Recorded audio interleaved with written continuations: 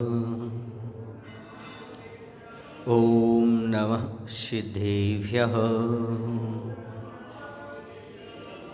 जय श्री ओम नमः सिद्धेभ्यः। कौनमुपकारम् अर्हन्ताणं तहे विसेद्धरणम् आर्यवज्झायाणं लोयम्यैसौसाहुणं लोयम्यैसौसाहुणं। बोलिए अहिंसा परमो धर्म की। देवादिदेव श्री आदिनाथ भगवान की। आचार्य गुरुदेव भगवान श्री विद्यासागर जी महाराज की।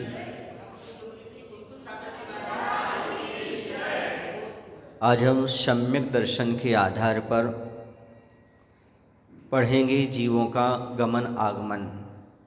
लेकिन सबसे पहले सम्यक दर्शन किसे कहते हैं वह अध्याय निकाल लीजिएगा, 29-30 जो भी हो आपके उसमें सम्यक दर्शन।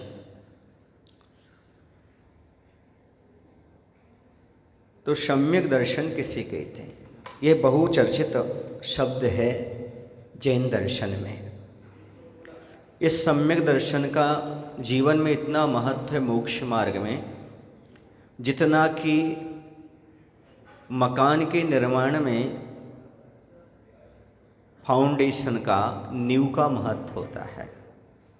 जैसे नींव के बिना प्रासाद खड़ा नहीं होता, भवन खड़ा नहीं होता, वैसे ही मोक्ष मार्ग का महल या मोक्ष का महल सम्यक दर्शन के बिना खड़ा नहीं होता। बीज के बिना, जड़ के बिना वृक्ष नहीं, नींव के बिना भवन नहीं, वैसे सम्यक दर्शन के बिना मोक्ष मार्ग प्रारंभ नहीं होता। मोक्ष मार्ग दया धर्म का, कोई भी धर्म कह लो, उसका मूल है। क्योंकि जब तक वास्तविक स्थिति का श्रद्धान नहीं होगा, सत्य पर श्रद्धान नहीं होगा, तब तक हमारी कोई भी क्रिया समीचीन नहीं हो सकती। एक सम्यक दर्शन ही है जो ज्ञान को और आचरण को समीचीन बनाने में सहायक हुआ करता है।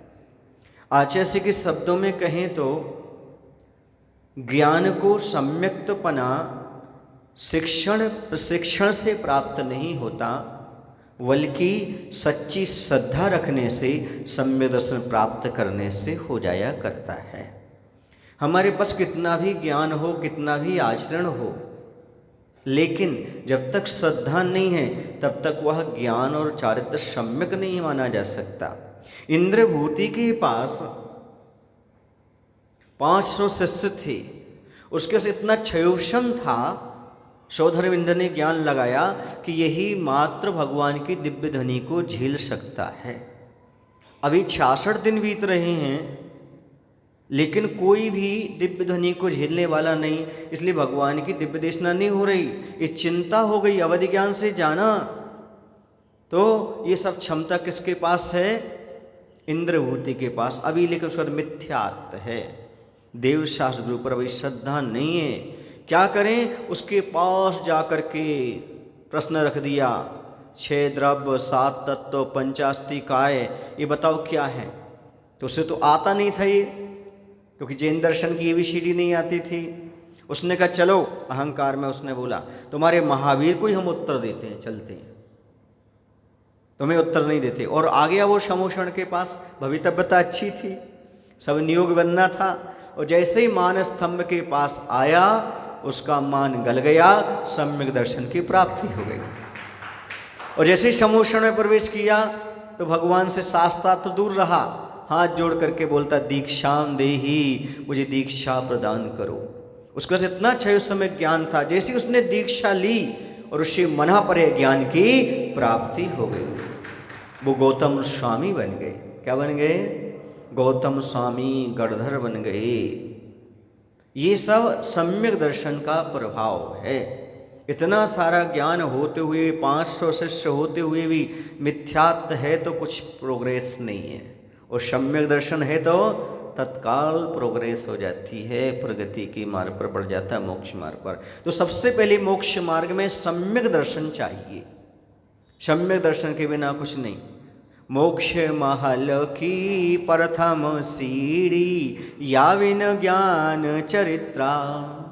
आप लोग पढ़े छह ढाला, उसमें आता है कि सम्यक दर्शन के बिना कुछ भी नहीं है। ये प्रथम सीढ़ी मान करके चलिएगा, सम्यक दर्शन प्रथम सीढ़ी है, इसके बिना ज्ञान और चरित्र नहीं हो सकते।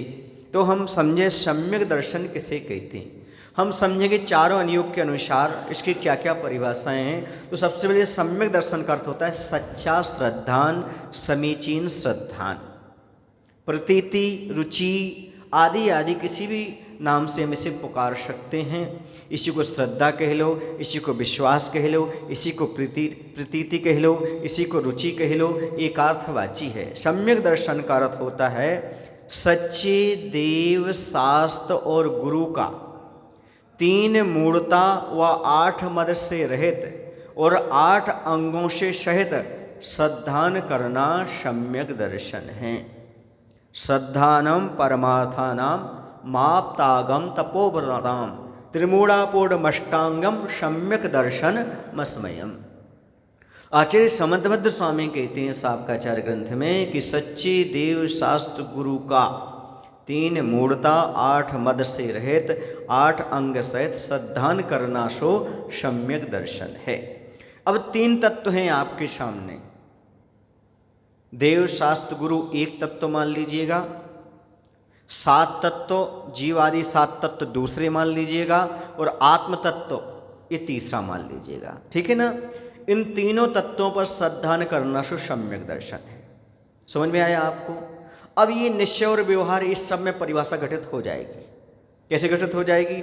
जैसे हमने कहा सच्चे देव शास्त्र के ऊपर श्रद्धान करना सम्यक दर्शन, ठीक है ना, ये घट गई। फिर हमने कहा 7 तत्वों पर श्रद्धान करना सम्यक दर्शन, ये भी परिभाषा घट गई। अब पर पदार्थों से भिन्न आत्म तत्व पर श्रद्धान करना सो निश्चय सम्यक दर्शन, ये भी घटित हो गई।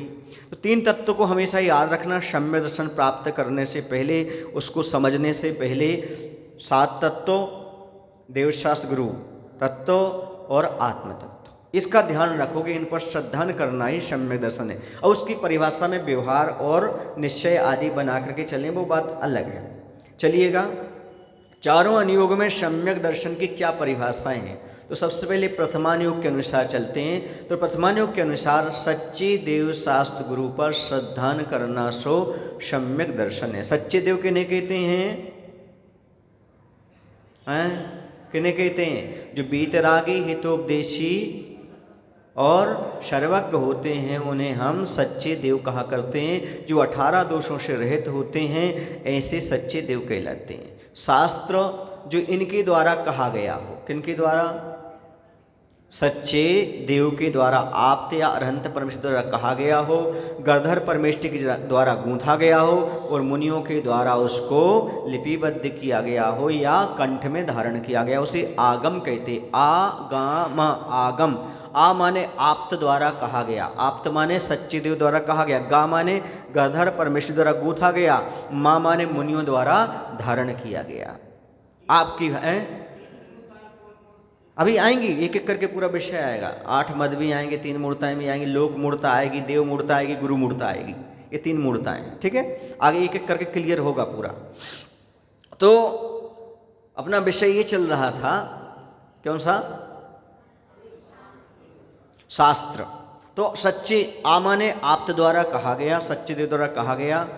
अब हम आपकी भाषा में समझा देते हैं। दिव्य ध्वनि रूपी फूल खिराए हैं भगवान ने, ठीक है ना। उसकी माला बनाई, गणधर परमेश्वर ने गूंथा, गूंथा माने उसको माला बना दी, और धारण किया उस माला को मुनि महाराज ने। उसे क्या बोलते? आगामा।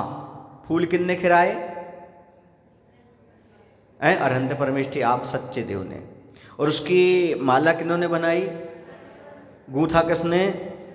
गूंथा गणधर परमेष्टि ने। और धारण करने की माला को मुनिराज ने, ठीक है ना।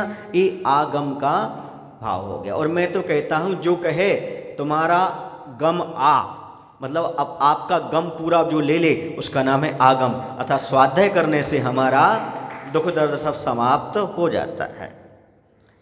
करणानुयोग, के अनुसार हम समझते हैं सम्यक दर्शन की परिभाषा 7 प्रकृतियों के उपशम क्षयोपशम से होने वाले श्रद्धा रूप परिणाम को सम्यक दर्शन कहते हैं। 7 प्रकृतियाँ कौन सी हैं? अनंतानुबंधी, क्रोध, मान, माया, लोभ, ये 4 हो गई। 3 कौन सी? मिथ्यात, सम्यक मिथ्यात और सम्यक प्रकृति। ऐसी 7 प्रकृतियों का उपशम हो जाए तो, क्षय हो जाए तो और क्षयोपशम हो जाए तो एक कोई ना कोई इसमें सम्यक दर्शन प्राप्त हो जाता है। इसलिए परिभाषा दी 7 प्रकृतियों उपशम, क्षय, क्षयोपशम से होने वाले श्रद्धारूप परिणाम को सम्यक दर्शन कहते हैं।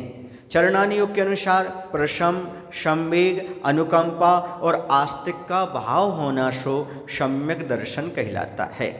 ये एक क्या बोलते 4 पाई के 4 पाए हैं, पलंग के 4 पाए।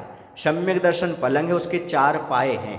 कौन से 4 पाए हैं? प्रशम, संवेग, अनुकंपा, आस्तिक। इन्हें मोटे तौर से समझ सकते हैं अपन। प्रशम का अर्थ है कसायों की मंदता। इसकी मंदता? कसायों की मंदता, प्रशम भाव। संवेग संसार से और पापों से भयभीत होना, ये संवेग भाव है। धर्म और धर्मात्माओं से प्रेम होना, ये संवेग भाव है। क्योंकि नियम है, यदि आपके लिए पाप से और संसार से भय हो गया तो धर्म धर्मात्माओं से प्रेम हो ही जाएगा, और यदि आपको धर्म धर्मात्माओं से प्रेम हो गया तो संसार से और पापों से थोड़ा बहुत भय तो हो ही जाएगा। फिर संवेग की बात आता अनुकंपा। अनुकंपा माने दूसरे के दुख को देख करके दुखी होना, उसके दुख को अपना जैसा महसूस करना, ये दया अनुकंपा कहलाती है। आस्तिक को अपना भी अस्तित्व समझना, दूसरे का भी अस्तित्व समझना, स्वर्ग, नरक, तत्व, द्रव्य आदि में श्रद्धा करना, सो आस्तिक गुण कहलाता है। ये 4 गुण जिसके पास होते हैं, ऐसा भाव जिनके पास ही आ जाते हैं, वो सम्यक दर्शन के बाहरी चिन्ह हैं। ये चरणानी योग के अनुसार है। द्रव्यान योग के अनुसार तत्वार्थ का श्रद्धान करना सम्यक दर्शन है। तत्व तो आप जानते ही हैं, तत्स भावम भवेत् तत्वम, द्रव्य के भाव को तत्व कहते हैं। तो इस प्रकार से इसका श्रद्धान करना, जीवादि 7 तत्वों पर श्रद्धान करना, ये सम्यक दर्शन द्रव्यान योग के अनुसार हो गया। मुख्य रूप से आत्म तत्व पर श्रद्धान करना। अब सम्यक दर्शन के कितने भेद होते हैं? तो सम्यक दर्शन के मुख्य रूप से 2 भेद होते हैं, सराग सम्यक दर्शन और वीतराग सम्यक दर्शन। सराग सम्यक दर्शन क्या है? धर्मानुराग सहित सम्यक दर्शन सराग सम्यक दर्शन है। धर्म के प्रति जो राग है, धर्म धर्मात्मा से राग है, वह सम्यक दर्शन सराग सम्यक दर्शन है। प्रशम, संवेग, अनुकंपा और आस्तिक आदि की अभिव्यक्ति, इसका यह मुख्य लक्षण है सराग सम्यक दर्शन का। समझ गए ना? ये सम्यक दर्शन 6ठे गुण स्थान तक चलेगा। कहाँ तक? 7वें से वीतरागता की भूमिका बन जाया करती है। तो प्रशम माने राग आदि की तीव्रता का न होना या कसायों की तीव्रता न होना, वो प्रशम है। संवेग संसार से भयभीत होना। अनुकंपा प्राणी मात्र मैत्री भाव रखना। आस्तिक जीवादि पदार्थ हैं ऐसी बुद्धि का होना। अब वीतराग सम्यक दर्शन कहते हैं, किसे कहते हैं? विगत रागः इति वीतरागः। राग रहित सम्यक दर्शन को वीतराग सम्यक दर्शन कहते हैं। यह जो होता है वीतराग चारित्र का अविनाभाव संबंध रखता है। अविनाभाव संबंध समझते हो? जो एक के बिना ना रह सके दूसरा, उसे अविनाभाव संबंध। जहाँ वो होगा तो वो हो गई।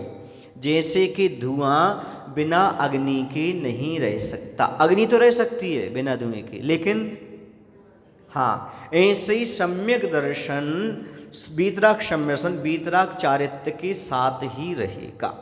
जहाँ पर वीतराग चारित्र है वहीं पर ये रहेगा, और ये 7वें गुण स्थान से प्रारंभ होता है, क्योंकि वीतराग चारित्र या निश्चय चारित्र 7वें गुण स्थान में होता है। इसलिए निश्चय सम्यक दर्शन गृहस्थों को नहीं हो सकता, मात्र मुनि महाराज को ही, 7वें गुण स्थानवर्ती मुनिराज को ही हो सकता है। यहाँ पर श्रद्धा और चारित्र में एकता होती है। वीतराग सम्यक दर्शन तो वीतराग चारित्र भी हुआ करता है। बहुत अच्छा उदाहरण मिलता है रामचंद्र जी का। उस समय वो छायक सम्यक दृष्टि थे, लेकिन सराग सम्यक दृष्टि थे। इसलिए सीता जी का हरण हो गया तो वो यहाँ वहाँ सब जगह ढूंढते फिरे, खोजा उन्होंने। लेकिन जब वह मुनि बन गए, वीतराग सम्यक दृष्टि बन गए, तब उस समय सीता का जीव जो प्रतिन्द्र था वह नीचे आया, उसने सोचा देखो इतने दिन इनके साथ रहे, एक काम करते अपन एक साथ मोक्ष जाएंगे, इसलिए इनको तपस्या से डिगाओ। वह स्वर्ग से देव पर्याय से यहाँ आए, लेकिन वहाँ वो बिल्कुल नहीं डिगे, देखा भी नहीं। ये कहलाता है वीतराग चारित्र। शराग दशा में ढूंढ रहे हैं और वीतरागता में सब। इस प्रकार से ये वीतराग सम्यक दृष्टि की परिणति हुआ करती है। वहाँ आस्था और चारित्र में एकता होती है। सराग चारित्र में एकता नहीं होती, आस्था और चारित्र में अकेली आस्था मजबूत होती है। कहाँ पर? सराग चारित्र में। लेकिन जहाँ वीतराग चारित्र आ जाता है वहाँ पर क्या होता है? दोनों में एकता आ जाती है।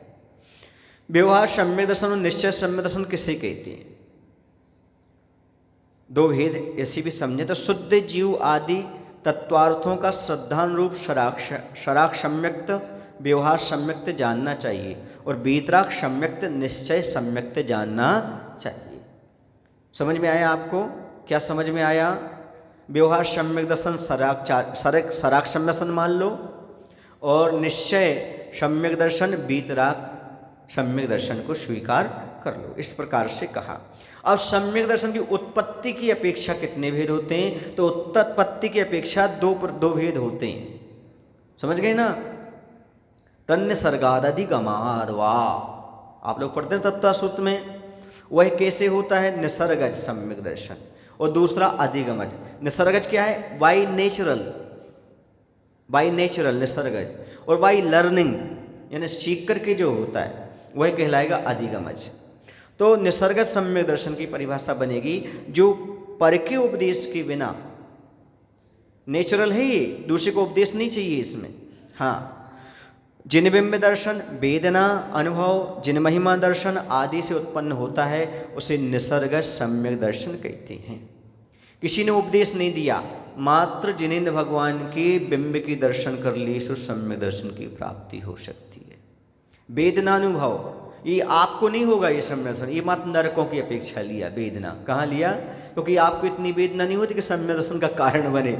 नरकों में वेदना इतनी होती कि सम्यक दर्शन का कारण बन जाता है। तो वेदनानुभव के कारण सम्यक दर्शन प्राप्त हो सकता है। जिन महिमा दर्शन, ये देवताओं में, और जिनेन्द्र भगवान की महिमा को देख करके सम्यक दर्शन को प्राप्त कर लेते हैं, ये निसर्गज सम्यक दर्शन कहलाता है। जिनमें में दर्शन मनुष्य त्रियंच की अपेक्षा हो गया, वेदनानुभव के द्वारा उत्पन्न होने वाला नरकों में हो गया, और जिन महिमा दर्शन ये देवों की अपेक्षा हो गया। ठीक है ना? ऐसा तो जो पर के उपदेश के बिना होता है उसे निसर्गज कहते हैं। और जो अधिगमज, जो गुरु आदि पर के उपदेश से उत्पन्न होता है उसे अधिगमज कहते हैं। इस सीख कर कह लो, बाई लर्निंग कह लो, ऐसा सम्यक दर्शन। हाँ, हो सकता है। नरकों में सम्यक दर्शन उत्पत्ति में कोई बाधा नहीं। हाँ, छायक सम्यक दर्शन नहीं हो सकता। दो सम्यक दर्शन हो सकते, उपसम सम्यक दर्शन और छायोसम्यक सम्यक दर्शन। हाँ, कोई नियम नहीं है, छूट भी सकता है, पूर्ण भी आयु तक बना रह सकता है, ऐसा। तो इस प्रकार से सम्यक दर्शन की व्यवस्था होती है। दूसरी बात ये है, कोई छायक सम्यक दृष्टि है उसका तो छूटेगा नहीं। जैसे किसी ने पूरे पहले नरकायु बांध ली, फिर छायक समदर्शन प्राप्त किया, तो छायक समदर्शन उसे कहते हैं जब तक मुक्ति ना हो तब तक बना रहे। तो प्रथम नरक से आगे नहीं जाएगा वो, तो प्रथम नरक तक जाना पड़ेगा उसको। छायक सम्यक दृष्टि भी राजा सैनिक की यही तो हुई कहानी। सप्तम नरक की आयु बांधी थी, लेकिन छायक समदर्शन प्राप्त करके तीर्थंकर प्रकृति बांधी तो वह कहाँ तक पहुँच गया? 84,000 वर्ष तक रह गई उसकी आयु। मतलब प्रथम नरक से आगे नहीं, तो प्रथम नरक में ये। ठीक है ना? क्षयोशव सम्यक दर्शन भी प्रथम नरक में इस अपेक्षा से ले जा सकते हैं। कोई कृतकृत वेदक है तो कृतकृत वेदक समझते हैं, जो छायक सम्यक दर्शन की अभिमुख हो वह कृतकृत वेदक कहलाता है। यहाँ केवली और सतकेवली के पादमूल में उसने क्या करना, छपना शुरू की, किसकी? ये 7 प्रकृतियों की। लेकिन कृतकृत वेदक तक पहुँच पाया वो, लेकिन उसका मरण हो गया। तो चारों गतियों में जहाँ पहुँचेगा वहाँ पर जाके उसका निष्ठापन कर लेगा और छायक सम्यक दृष्टि बन जाएगा। समझ गए ना? इस अपेक्षा से त्रियंचों में भी छायक समदर्शन मिल जाता है। उत्पत्ति की अपेक्षा नहीं, बल्कि यहाँ से जाएगा तो वहाँ पर निष्ठापन की अपेक्षा ले जाए। तो पहले उसने त्रियंच आयु बांध ली तो भूमि में, वो भी मिलेगा कहाँ? भोग भूमि में, क्योंकि छायक सम्यक दृष्टि जो है वह मर करके यहीं का तो रेंज नहीं बनता, यहाँ तो मिथ्यात्व के साथ ही बनेगी। आगे आएगा प्रकरण तो समझा देंगे उसका।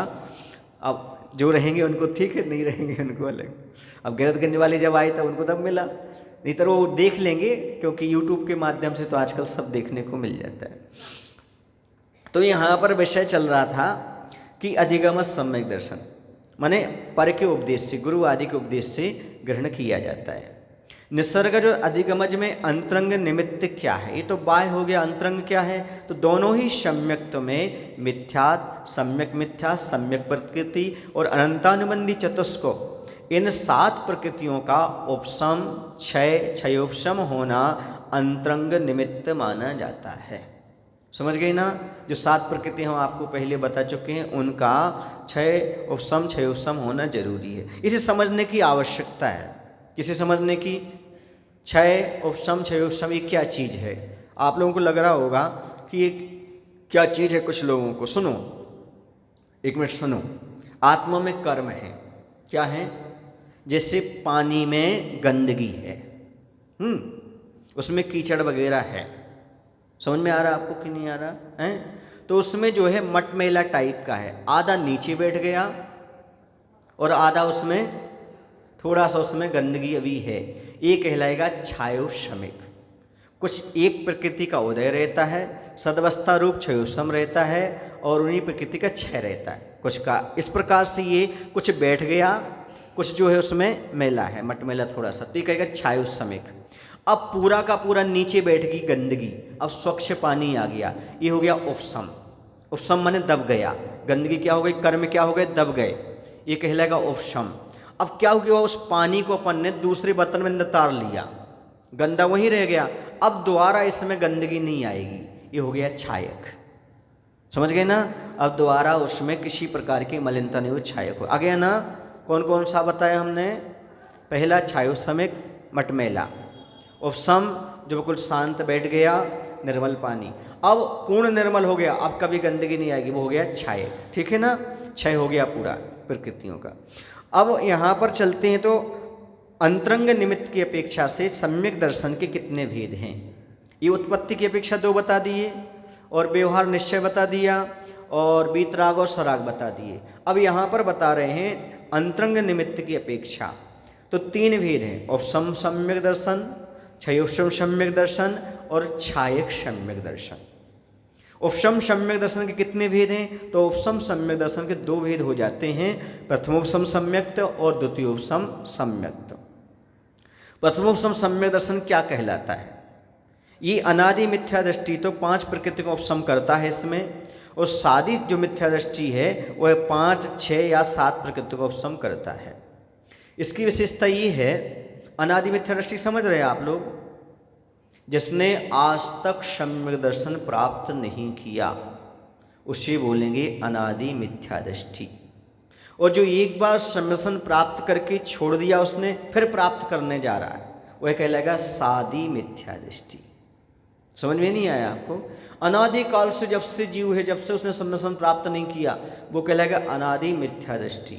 और जिसने एक बार सम्यक दर्शन प्राप्त कर लिया था लेकिन फिर छोड़कर पुनः प्राप्त कर लिया, तो कहलाएगा सादी मिथ्या दृष्टि। ठीक है, चलिएगा।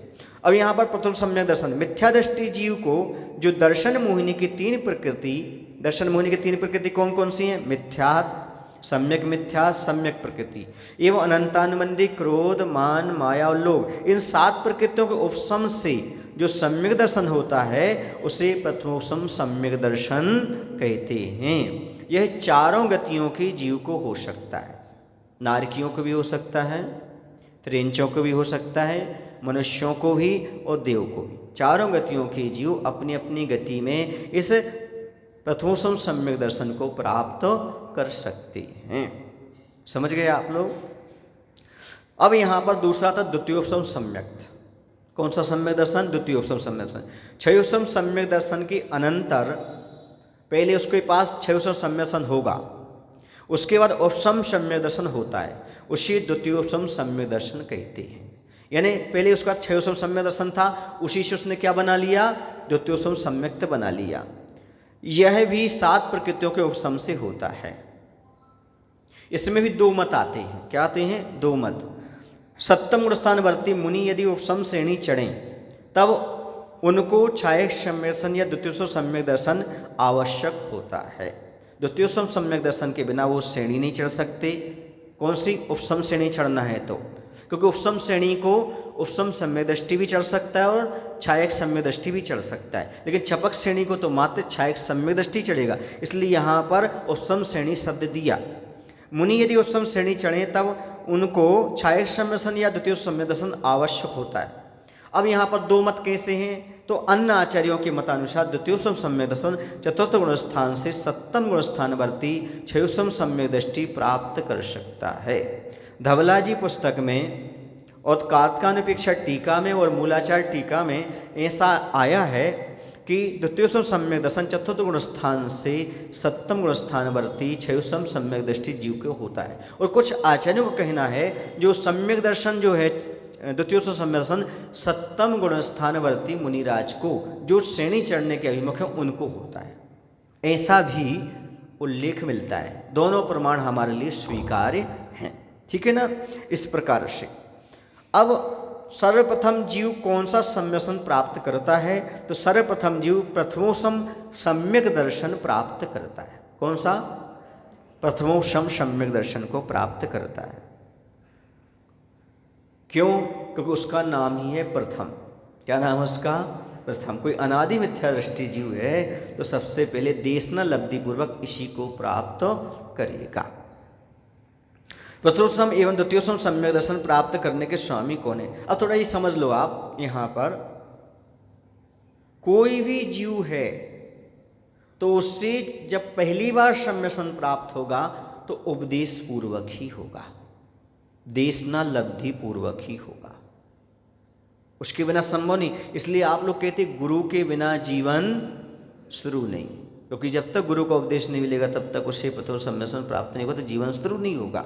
हाँ, अब ऐसी बात है किसी जीव ने एक बार सम्यक दर्शन प्राप्त कर लिया, छूट गया, अब जिन्हें भगवान के दर्शन से भी हो जाए उसे, है ना, वेदना से भी हो जाए, जिन महिमा से भी हो जाए, है ना, फिर किसी से भी हो सकता है, लेकिन पहली बार तो देशना लब्धि पूर्वक ही होगा।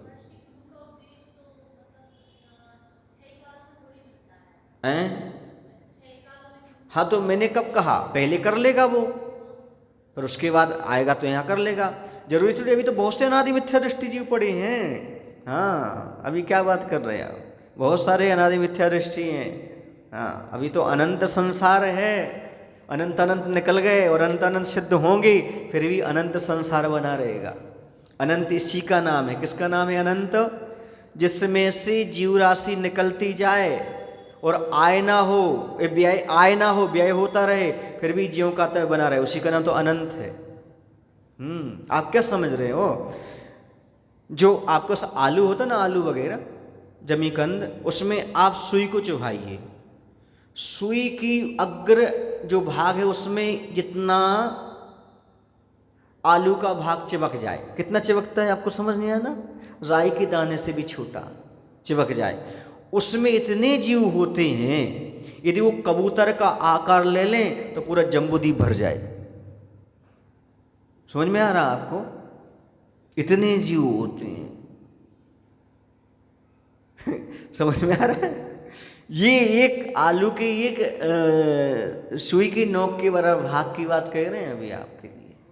तो ऐसे, अब ऐसे अनंत जीव हैं, अनंत जीव भरे हुए हैं।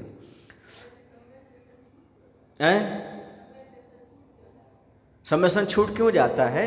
आपके भावों पर आधारित है, आपके परिणाम बिगड़ते हैं और छूट जाता है। ऐसे ही आपके परिणाम होते हैं कि पुनः अनंतानवंद्य आदि कसाय का उदय आ जाता है, और अनंतानवंद्य का उदय आया और बस दूसरे अवस्था में पहुंच जाता है, गिर जाता है नीचे। मिथ्यात्व का उदय ना भी आए तो भी सम्यक दर्शन छूट जाता है। क्यों? क्योंकि अनंतानुबंधी क्रोध, मान, माया, लोभ में से कोई एक कसाय का उदय आया नहीं और नीचे धड़ाम दूसरे गुण स्थान में, और दूसरे गुण स्थान से नियम से मिथ्यात्व में जाते ही जाते हैं। दूसरा गुण स्थान कब तक का है? जब तक कि पहाड़ से वह छूट गया, जब तक जमीन पर नहीं आया। बीच का जो समय है वही है मात्र दूसरे गुण स्थान का समय। सा साधन, ऊपर से तो असाधना हो गई पर अभी भूमि पर नहीं आ पाया। अब पहाड़ नहीं, अपन तीसरी मंजिल ले लो, मंजिल से नीचे गिर रहा है कोई जीव, कोई पत्थर मान लो नीचे गिरा, जब तक जमीन पर नहीं आया, जब तक बीच का जो समय है उसी का नाम सासाधन है। समझ गए? नियम से उसे मिथ्यात्व में आना ही आना है, मिथ्यात्व की भूमि पर। अब प्रथमोपम एवं द्वितीयोपम सम्यसन प्राप्त करने के स्वामी कौन है? तो प्रथमोपम सम्यसन संगी पंचेंद्री चाहिए। सबसे बड़ी कंडीशन है मन सहित जीव होना चाहिए, ठीक है ना। और मन सहित होगा तो नियम से पंचेंद्री होगा ही होगा। पंचेंद्री मन वाला हो कोई नियम नहीं, क्योंकि ऐसे नहीं भी होते पंचेंद्री, लेकिन यदि संगी है मन वाला है तो पंचेंद्री होगा ही होगा। पर्याप्त चाहिए, पूर्ण पर्याप्तियाँ हो गई हों उसकी। गर्भ जन्म और उपाद जन्म वाले होना चाहिए, गर्भ जन्म वाला होना चाहिए और सम्मोचन आदि वाला नहीं होना चाहिए। मिथ्या दृष्टि ही प्राप्त करते हैं, क्योंकि सम्मोचन प्राप्त करना तो कौन प्राप्त करेंगे? मिथ्या दृष्टि। कंडीशन क्या है? संगी पंचेंद्री पर्याप्त गर्भजन्म और उपार्जन वाले मिथ्या दृष्टि ही करते हैं। संगी पंचेंद्री सम्मोचन जन्म वाले प्राप्त नहीं कर सकते, चारों गतियों के कर सकते हैं। हाँ, द्वितीयोपम सम्यक दर्शन, इससे क्षयोपम सम्यक दर्शन वाले मुनि या दूसरे मत के अनुसार 4 से 7 गुणस्थान वाले क्षयोपम सम्यक दृष्टि कर्मभूमि के मनुष्य ही प्राप्त कर सकते हैं, भोग भूमि के प्राप्त नहीं कर सकते। समझ में आया ना? ये सब कर्म भूमि की व्यवस्था है द्वितीयोपम सम्यक दर्शन की, क्योंकि द्वितीयोपम सम्यक दर्शन यहीं पर पाया जाता है। या फिर कोई जीव मरण करके स्वर्ग में पहुंच गया तो देव गति में भी ये चौथे गुण स्थान में पाया जाता है। तो प्रथमोपम सम्यक दर्शन एवं द्वितीयोपम सम्यक दर्शन में क्या अंतर है? तो समझ लें, प्रथमोपम सम्यक दर्शन और द्वितीयोपम सम्यक दर्शन में अंतर, धर्म का प्रारंभ इससे ही होता है। किससे? प्रथमोपम सम्यक दर्शन से। और यह धर्म प्रारंभ होने के बाद होता है। कौन? द्वितीयोपम सम्यक दर्शन धर्म प्रारंभ होने के बाद ही होता है। प्रथमोपम सम्यक दर्शन यह चारों गतियों के जीवों को होता है, लेकिन द्वितीयोपम सम्यक दर्शन यह मात्र साधु को होता है या 4 से 7 में गुणस्थानवर्ती मनुष्यों को होता है। देव को तो हमने मरण की अपेक्षा बताया, जो वहाँ पर अपर्याप्त रहेंगे जब तक, ऐसा। इसमें गुणस्थान 4 से 7 तक होते हैं। किसमें? प्रथमोपम सम्यक दर्शन में गुणस्थान 4 से 7 तक होते हैं, और द्वितीयोपम सम्यक दर्शन में 4 से 11 गुणस्थान होते हैं, जब तक वह श्रेणी की व्यवस्था रहती तब तक। उपसम श्रेणी, कौन सी श्रेणी तक? उपसम श्रेणी 11वें गुणस्थान तक। प्रथमोपम सम्यक दर्शन किसी भी गति की अपर्याप्त अवस्था में नहीं रहता। अपर्याप्त समझते हो ना, जब तक उसको पर्याप्तियाँ पूर्ण नहीं हुई। लेकिन द्वितीयोपम सम्यक दर्शन मात्र देव गति की अपर्याप्त अवस्था में रह सकता है। मैंने कहा था ना, हाँ, तो ये अपर्याप्त अवस्था में ऐसा बन जाता है द्वितीयोपम सम्यक दर्शन। प्रथमोपम सम्यक दर्शन यह मिथ्या दृष्टि प्राप्त करता है, किंतु द्वितीयोपम सम्यक दर्शन यह क्षयोपम सम्यक दृष्टि प्राप्त करता है। पहले से उनके पास क्षयोपम सम्यक दर्शन होना चाहिए, इसलिए तो चौथे गुण स्थान से लिया गया है और 11वें तक चलेगा। इसमें मरण नहीं होता, प्रथमोपम सम्यक दर्शन में मरण नहीं होता, और द्वितीयोपम सम्यक दर्शन में इसमें मरण हो सकता है। तभी तो वो अपर्याप्त अवस्था में देवगति में पाया जाएगा, नहीं तो कैसे बनेगा? ऐसा कोई मुनि महाराज है इस प्रकार से, या कोई चौथे गुण स्थानवर्ती हैं? हाँ, किसको लिया जाए? हाँ, उसके साथ मरण नहीं होगा, जहाँ पहुँच जाएगा वहाँ पर प्राप्त कर लेगा, वो वहाँ प्राप्त कर सकता है। लेकिन प्रथमोपम सम्यक दर्शन के साथ मरण नहीं होता, और तीसरे गुण स्थान में भी मरण नहीं होता, ये रूल्स हैं। हाँ, वहाँ जाके तीसरे गुण स्थान प्राप्त कर ले, बात अलग है। हाँ, तो प्रथमोपम सम्यक दर्शन यह अर्धपदगल परावर्तन काल में असंख्यात बार हो सकता है। अर्धपदगल परावर्तन काल किसे कहते हैं? अंतर मुहूर्त से लेकर के असंख्यात 24 बीत जाएं, इसे बोलते हैं अर्धपदगल परावर्तन काल। क्योंकि एक जीव को यदि सम्यक दर्शन प्राप्त हो जाए तो अर्ध पुद्गल परावर्तन काल के भीतर उसको मुक्ति नियम से हो जाती है। ये नियम है, ये टिकट है। एक बार टिकट ले लिया तो उसको अर्ध पुद्गल परावर्तन काल के बीच में मुक्ति हो ही जाएगी, होगी ही। लेकिन इसका काल कितना है? असंख्या 24 बीत जाए इतना भी है। लेकिन अनंत की अपेक्षा कितना है? जैसे सागर ले लो, पूरा सागर, लेकिन चुल्लू भर। अनंत की अपेक्षा कितना है? असंख्यात भी 24 चुल्लू भर। तो ये चुल्लू भर बचता है सारा संसार समुद्र एक बार सम्यक दर्शन हो जाने पर। यही तो नहीं हो पा रहा है। मान लो अभी वर्तमान में अपन ने जो स्त्री पर्याय प्राप्त हुई है जिन जीवों को, वो सम्यक दर्शन के साथ थोड़ी थे। और अपन जो अभी कोई भी पंचम काल में जन्म लिया है वो सम्यक दर्शन के साथ तो आया ही नहीं है। सम्यक यदि पहले भाव में होगा भी तो छूट गया होगा, क्योंकि किसी का भी जन्म पंचम काल में सम्यक दर्शन के साथ नहीं होता। 8 वर्ष लग जाते हैं इस पर्याय में आने के बाद भी। 8 वर्ष तक अपन को सम्यक दर्शन प्राप्त नहीं हुआ था। अभी भी हो गया हो तो वो तो भगवान जाने। हाँ, तो सम्यक दर्शन 8 वर्ष अंतर मुहूर्त के बाद ही हुआ करता है। ये नियम है। कौन सी गति में? कर्मभूमि की मनुष्य गति में। अब चलते इसके बाद, तो ये कह रहे थे प्रथमोत्तम सम्यक दर्शन अर्ध पुद्गल परावर्तन काल में असंख्यात बार हो सकता है। द्वितीयोत्तम सम्यक दर्शन यह एक भाव में 2 बार। एक भाव में कितनी बार हो सकता है? 2 बार, क्योंकि 2 बार ही श्रेणी मार सकता है जीवोत्तम श्रेणी। कितनी बार मार सकता है? 2 बार ही भाव में। और पूरे जब तक मुक्ति ना हो जब तक मात्र 4 बार उत्तम श्रेणी मार सकता है। ठीक है ना? पूरे में कितना? 4 बार, और एक भाव में मात्र 2 बार उत्तम श्रेणी। इसलिए यहाँ पर एक भाव में 2 बार, तथा संसार चक्र में कुल 4 बार हो सकता है। आ गया ना? कुल, क्योंकि 4 बार ही उत्तम श्रेणी, इसके अलावा नहीं मारी जा सकती। लेकिन छाया छपक श्रेणी तो मात्र एक ही बार मारेगा और उसी भाव में मोक्ष चला जाएगा। अब यहाँ पर चलते हैं प्रथमोत्तम सम्यक दर्शन। एक बार प्रथमोत्तम सम्यक दर्शन होने के बाद पुनः प्रथमोत्तम सम्यक दर्शन असंख्यात वर्ष के बाद ही हो सकता है। एक बार किसी को प्रथमोत्तम सम्यक दर्शन हो गया, छूट गया, अब वो 6 उत्तम बन सकता है ना? 6 उत्तम दर्शन प्राप्त हो सकता है। लेकिन पुनः यदि प्रथम सम्यक दर्शन प्राप्त होगा तो उसके लिए असंख्यात वर्ष बाद, ठीक है ना, उन जीवों के बन जाएगा जो असंख्यात वर्ष की आयु वाले हैं, उसी भाव में उनका बन सकता है ना। द्वितीयोत्तम सम्यक दर्शन यह अंतर मुहूर्त बाद पुनः हो सकता है, क्योंकि श्रेणी चढ़ने वाला है तो कोई दिक्कत नहीं, तो पुनः हो सकता है। अब प्रथमोत्तम सम्यक दर्शन अंतर मुहूर्त होने पर भी इसका काल अधिक है। अंतर मुहूर्त होने पर भी इसका काल अधिक है।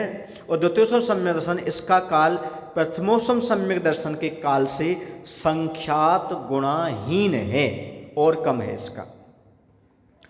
अब प्रथमोत्तम सम्यक दर्शन इसमें त्रिकरण परिणामों की शुद्धि हीन है। अधाकरण आदि जो 3 करण होते हैं उनकी बात कह रहे हैं। और द्वितीयोत्तम सम्यक दर्शन में इसमें प्रथमोत्तम सम्यक दर्शन की अपेक्षा त्रिकरण परिणामों की शुद्धि अनंत गुणी अधिक पाई जाती है। ये दोनों में अंतर हो जाते हैं। अब क्षयोत्तम सम्यक दर्शन किसे कहते हैं, इसे समझने की आवश्यकता है। क्षयोत्तम सम्यक दर्शन किसे कहते हैं? अनंतानुबंधी क्रोध, मान, माया, लोभ, मिथ्यात्व व सम्यक मिथ्यात्व, इन 6 प्रकृतियों के उदयाभावी क्षय। अभी उदय में नहीं आएंगे जब तक गिरेगा, तो उदयाभावी क्षय वह सदवस्था रूप उपशम, उपशम माने वही दब जाने की प्रक्रिया से, तथा सम्यक प्रकृति, थोड़ा मटमेलापन हमने कहा था वो, तो सम्यक प्रकृति के उदय से, उदय में जो सम्यसन होता है उसे क्षयोत्तम सम्यक दर्शन कहते हैं। इसके लिए वेदक सम्यक दर्शन के नाम से भी जानते हैं।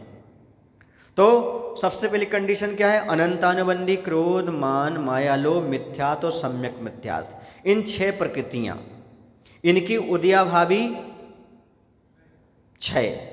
फिर से दोहराएं, अनंतानुबंधी क्रोध, मान, माया, लोभ, मिथ्यात्व और सम्यक मिथ्यात्व, इन 6 प्रकृतियों के उदयाभावी क्षय व इन्हीं की सदवस्था रूप उपशम से, तथा सम्यक प्रकृति के उदय में जो सम्यक दर्शन होता है उसे क्षयोत्तम सम्यक दर्शन कहते हैं। ये जो सम्यक प्रकृति का उदय है, यही तो चलमल और अगाढ़ दोष लगाते हैं। जैसे आप लोग बोलते ना, शांतिनाथ शांति के दाता हैं, ये दोष है सम्यक दर्शन में। पार्श्वनाथ भगवान संकट मोचक हैं, ऐसा कहना सम्यक दर्शन में दोष है, क्योंकि प्रत्येक भगवान में एक से गुण हैं। अकेले शांतिनाथ ही शांति क्यों दे रहे हैं आपको? सब में एक से गुण हैं। अकेले पार्श्वनाथ ही हमारे संकट को क्यों हरण कर रहे हैं? प्रत्येक भगवान करते हैं, फिर भी ये आप लोग दोष लगा लेते हैं। ये वेदी मेरी है, ये प्रतिमा मेरी है, मेरे बिना पूछे इसका कोई विस्तार नहीं कर सकते आप, ये भी दोष है। सुन रहे हैं आप लोग? नहीं सुन रहे हो? चल दोष ही तो लगते हैं, और कौन से लगते हैं सम्यक दर्शन में? उसी का अभिषेक करना, दूसरे में अभिषेक करने नहीं जाना। यही मंदिर में हम दान देंगे, इसी मंदिर में सब कुछ करेंगे, ये दोष है। नहीं, जितने भी मंदिर नगर में प्रत्येक मंदिर की एक सी व्यवस्था करना, हर मंदिर में अभिषेक पूजन आदि करना, दान आदि देना, व्यवस्था बनाए रहो आप। व्यवस्था तो बनाना पड़ेगा किसी न किसी व्यक्ति को, लेकिन नहीं, उस मंदिर की व्यवस्था का हमारा कोई लेना देना नहीं, क्योंकि मैं कमेटी में नहीं हूँ ना। इस मंदिर का हमारा कोई लेना देना नहीं, क्योंकि मैं इस कमेटी में नहीं है ना। तो ये जब दोष हैं, समझ में आ रहा आप लोगों को? हाँ, नहीं नहीं नहीं नहीं, ऐसा अधिकार नहीं जमाना चाहिए। उस प्रतिमा का अभिषेक कर सकते हो जिसकी आपने विराजमान की है, पर मैं ही करूँगा, रोज वहीं करूँगा, दूसरी प्रतिमा पे करना ही नहीं, या दूसरे को मौका नहीं देना, ये सब ठीक नहीं है। वो नहीं है, वो नहीं है। वो तो मात्र प्रतिमा को स्थापित करने के लिए चिन्ह देखे जाते, कौन सी प्रतिमा रखना, कौन सी नहीं रखना। कोई द्वेष थोड़ी उसमें अन्य प्रतिमाओं से, ऐसा वो नहीं है। लेकिन ये दोष है कौन सा, कि ये मेरी प्रतिमा है, ये मेरा मंदिर है, मेरी वेदी है, मेरे पुरखों ने बनवाई थी, मेरे पूर्वजों ने बनवाई थी, ऐसा कहना सम्यक दर्शन में दोष है। क्योंकि भगवान और मंदिर यदि ये कहते मेरे पूर्वजों का है, तो निर्माल्य का दोष अभी भी आपका हटा नहीं है। देखो भाई, हम तो कल्याण की बात बताएंगे, आपको जैसा करना करो। कोई हमें मंदिर ले नहीं जाना और हमें तेंदुखेड़ा में रुकना नहीं है, या कोई गांव में रुकना नहीं और कहीं कहना। मैं तो जो हकीकत तो हकीकत बताऊंगा। दोष तो दोष है, जब तक दोष को दोष नहीं मानोगे, जब तक ऊपर कैसे उठोगे आप? और गुरु दोष लगाते हैं कि दोष बताते हैं? दर्पण दोष लगाता है कि बताता है? आपने प्रश्न किया इसलिए कह रहा हूं। ये आप कभी अधिपत्य नहीं कह सकते ये मेरा मंदिर है या मेरे पूर्वजों का मंदिर है, क्योंकि वो तो दे करके चले गए, बना के चले गए, और आप अधिपत्य जमा रहे तो समझो आप निर्माल्य का दोष उठा रहे हो और सम्यक दर्शन में दोष उत्पन्न कर रहे हो। आपको मैंने एक दिन बताया था, खजुराहो में जिन्होंने मंदिर का निर्माण किया, उन्होंने समाज को सौंपा और क्या कह दिया, जो भी व्यक्ति इस मंदिर का जीर्णोद्धार कराया गया उसका मैं दासानुदास रहूँगा, दास का भी दास रहूँगा जिसका जीर्णोद्धार कराएगा।